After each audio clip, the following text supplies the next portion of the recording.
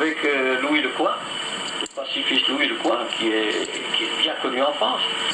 Louis Lecoing était un grand pacifiste. Il a marqué tout le siècle, tout le XXe siècle, et on retrouve son action à travers tous les grands faits d'histoire, depuis l'affaire Sacco et Vanzetti jusqu'à la dernière en date, c'est-à-dire le statut des objecteurs de conscience qu'il a fait voter après une grève de la faim qui a été interrompue par le général de Gaulle, qui a mis fin car la vie de Louis Lecoing était vraiment en danger. Il a marqué son temps. Louis Lecoing était un ami, et il a du reste payé pour ses idées. Il a fait 15 ans de prison, d'internement, pour ses idées pacifistes, justement. Du reste, c'est un homme qui fait partie de l'histoire, de l'histoire contemporaine. Et en 1938, vous avez milité à ses côtés contre la guerre, je crois. Avec Louis Lecoing, en 1939, nous avons diffusé un tract intitulé Paix immédiate, et tous les diffuseurs de ce tract ont été internés. Et du reste, les signataires de ce tract étaient composés de Victor Marguerite, de pas mal d'écrivains des pacifistes. Et si justement on avait écouté ces gens-là, eh bien le conflit n'aurait pas eu lieu et l'état de l'Europe aujourd'hui ne serait vraiment pas ce qu'elle est. Nous n'aurions pas à l'Est un gigantesque impérialisme bolchevique qui a semé la haine et la mort sur le continent. Vous ne pensez donc pas qu'il soit nécessaire de tuer ou de mourir pour ses idées? Comme disait notre ami Brassens, mourir pour des idées, oui, mais de mort là. C'est vrai. Et puis Brassens disait aussi une phrase que nous reproduisons souvent dans l'homme libre: je n'ai pas renié mes idées, mais j'ai perdu mes certitudes. On n'est jamais sûr de posséder toute la vérité. Il est difficile d'avoir des certitudes. Et il est difficile d'avoir une vérité. Et chacun a sa vérité. Chacun peut avoir sa vérité, mais en réalité, la vérité, ça n'existe pas. Et comme disait Nietzsche, voilà maintenant mon chemin. À ceux qui me demandaient le chemin, ainsi ai-je répondu, car le chemin, cela n'existe pas. Oui, chacun a son chemin. Donc la fonction de l'homme libre n'est pas d'imposer une route, une autoroute plutôt, ni un chemin particulier, mais de permettre à chacun de trouver son propre chemin. À chacun de suivre sa propre route, son propre chemin. C'est ça la compréhension de soi. D'ailleurs, cette caractéristique de l'homme libre est bien rendue par un article de Jean Vigouroux que j'ai trouvé dans le journal Air Nouvelle, le numéro 2, et qui exprime bien un petit peu ce que l'on trouve dans l'homme libre. Alors, je cite ce passage. « On est plutôt révolutionnaire à l'homme libre. Mais on place en tête de la page 3 cette citation de Collins.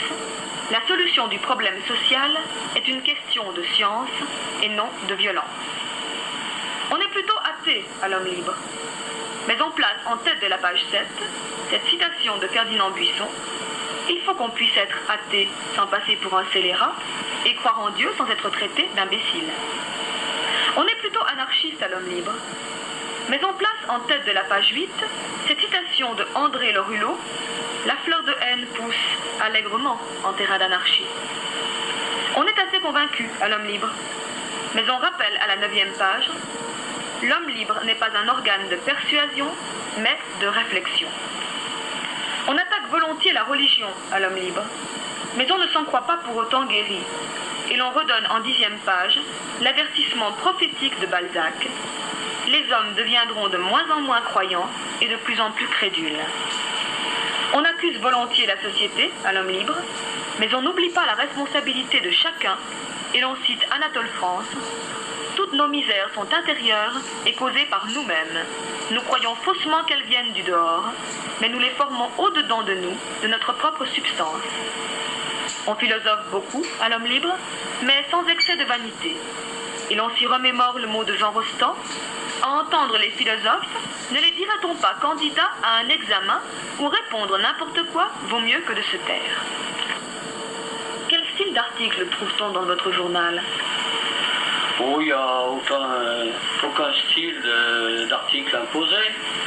C'est plutôt les lecteurs qui nous adressent des articles Et nous alimentons ainsi des nombreuses rubriques, aussi bien sur la politique, sur la philosophie, des articles littéraires, et ainsi qu'une chronique poétique. Notamment, nous avions un poète qui est décédé cette année, c'était Eugène Bizot, qui est mort à 105 ans. C'est un poète tourangeau qui pendant plus d'un demi-siècle, a écrit des poèmes pacifistes. Et il a débuté à la Muse Rouge, au début du siècle. Je vois d'ailleurs dans votre rubrique poétique un de ces poèmes d'Eugène Bizot, qu'il est peut-être bon de citer, puisqu'il rentre bien dans l'esprit de l'homme libre apparemment. Pour fêter la bombe à neutrons, haut les cœurs, pavoisons mes frères, ça fera marcher les affaires et trembler la chair des poltrons. Demain les lauriers fleuriront dans les champs d'horreur planétaires pour fêter la bombe à neutrons. Haut les cœurs, pavoisons mes frères, les crâneurs les aliboront du grand guignol parlementaire et tous les sabreurs de la terre soufflent déjà dans leurs clairons pour fêter la bombe à neutrons. Mais je crois d'ailleurs que vous avez un enregistrement de votre ami Eugène Bizot récitant un de ses propres poèmes, et même si le son n'est pas excellent, il serait peut-être intéressant de l'écouter et de retrouver la voix de ce poète vigneron centenaire et cette extraordinaire jeunesse qu'il avait, qui est finalement une leçon pour tous. Lutter contre les fous qui jouent à pigeon ball en jetant vers le ciel d'affreux engins de mort, et sans cesse assoiffé de gloire et d'auréole, enchaîne l'avenir au culte du veau d'or. Lutter pour le succès des causes généreuses, pour l'idéal de paix dont on a la fierté, pour le destin meilleur des plèbes douloureuses, pour le bonheur du monde et pour la liberté. Lutter jusqu'à la fin du rêve et du poème qui soutient notre cœur et l'enflamme en secret. Et quand on n'est plus rien que l'ombre de soi-même, sourire à la jeunesse et partir sans regret.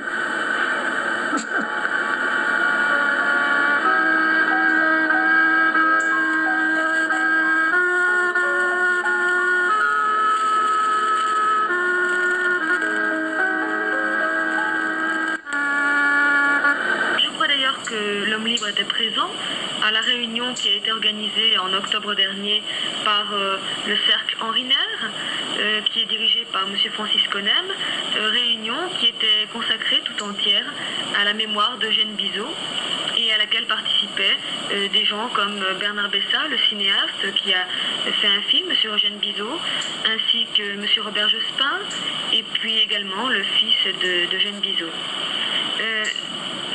Ce qui est justement étonnant et original dans votre revue, c'est sa présence dans des lieux, des réunions aussi différentes d'esprit que la réunion des libertaires, des personnes appartenant à cet esprit libertaire, cette tradition libertaire, comme dans le cercle Henri Nair, ou une présentation comme celle du cercle Cadoudal dans l'exposition dont nous avons parlé précédemment, de la presse nationale et non conformiste.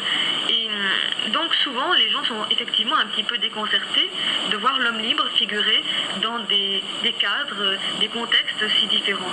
Je crois que ce qu'il faut retenir d'après ce que vous nous avez dit, c'est justement cette pluralité de l'homme libre, cette diversité que nous y trouvons et le fait que vous avez voulu en faire un carrefour de pensée libre, un carrefour de la pensée libre où se confrontent sans s'affronter des opinions différentes de personnes venues de milieux différents, d'horizons différents, de cultures différentes et ayant des opinions tout à fait diverses sur des sujets aussi vastes et variés que ceux dont vous nous avez parlé.